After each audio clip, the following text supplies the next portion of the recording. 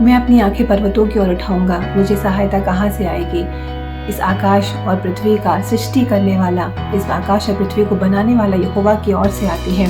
प्रियो, जब हमारे चारों ओर के दरवाजे बंद पड़ते हैं तब हम अपनी आंखें ऊपर की ओर उठाते हैं। आज मैं सुबह जब इस प्रकार से प्रार्थना कर रहे थे कि मैं अपनी आंखें पर्वतों की ओर उठाऊंगा, ऊपर की ओर उठाऊंगा, यहोवा की ओर उठाऊंगा, तो परमेश्वर ने मुझसे आज इस प्रकार से पूछा कि जब हम अपनी आंखें ऊपर की ओर उठाते हैं, हम यावे की ओर जब उठाते हैं अपनी आंखें, तो हमें क्या दिखता है। जब दानियल ने अपनी आंखें पर्वतों की ओर उठाया, अपनी खिड़की खोलकर जब वो प्रार्थना किया करता था, जब उसने अपनी आंखें ऊपर की ओर उठाई तो उसे क्या दिखा और हमें क्या दिखता है।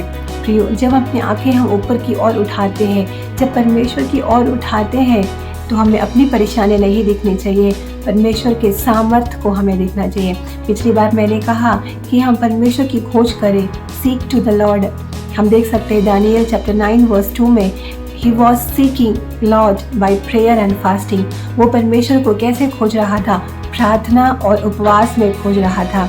जब हम प्रार्थना करने बैठे हैं तो हम परमेश्वर की खोज करें। दानियल ने जब प्रार्थना करने के लिए बैठा तो उसने पहले अपने पापों का अंगीकार किया। उस वर्स आप चैप्टर 9 अगर रीड करेंगे तो ही फर्स्ट कन्फेस हिज सिंस, अपने पापों का अंगीकार करते हुए इस्राएल की प्रजा के पापों का अंगीकार करने लगा। उपवास के साथ बैठा वो, और स्वर्गदूत ऊपर से उसके ऊपर प्रसन्न हुआ, परमेश्वर उस पर प्रसन्न हुआ। ऐसा लिखा है कि परमेश्वर उस पर प्रसन्न हुआ।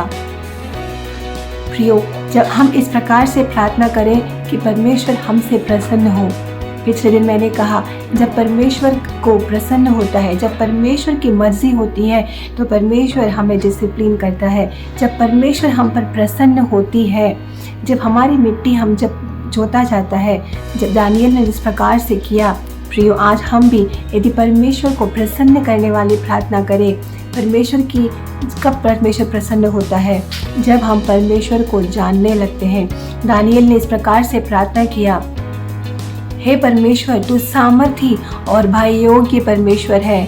और दानियल ये जानने लगा कि तू अपने प्रेम रखने वालों और अपने आज्ञा मानने वालों को अपनी सारी वादाएं पूरा करने वाला परमेश्वर है और वो करुणामय परमेश्वर है।